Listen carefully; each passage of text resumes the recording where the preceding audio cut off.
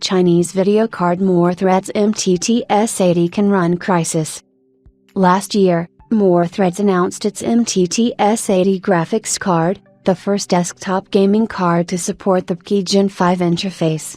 After its release, the map was distributed to Chinese tech publications, which published very similar reviews in November.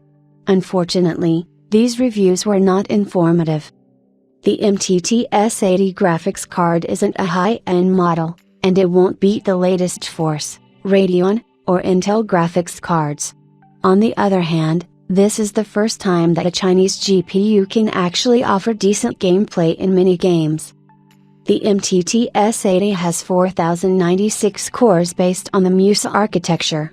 This card is equipped with 16 GB of GDDR6 memory and has a PCI Gen 5 interface. Interestingly, this standard is not available even for RTX 40 and RX 7000 cards, but this does not mean a significant increase in performance. Officially, the card supports the DirectX 9 and DirectX 11 APIs, but the software is still under development, and the architecture does not support even very simple graphics technology, such as tessellation. According to tests in Threadmark, the card is much slower than the Intel RK770, which is also based on the new architecture and has 16 GB of video memory. The MTT S80 was 35 to 64% slower than the RK770.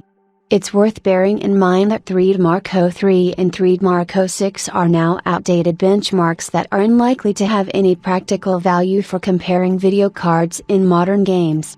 But by the way, the map allows you to play games, including Crysis, but it only works in D3D9 mode. The MTT team is working on supporting more games and more advanced technologies, but the process is slow. Even with the latest graphics driver version 200.2 and almost 3 months after its release, the MTT S80 still has issues with power consumption in standby mode. Chinese observers reported that it is about 110 watts.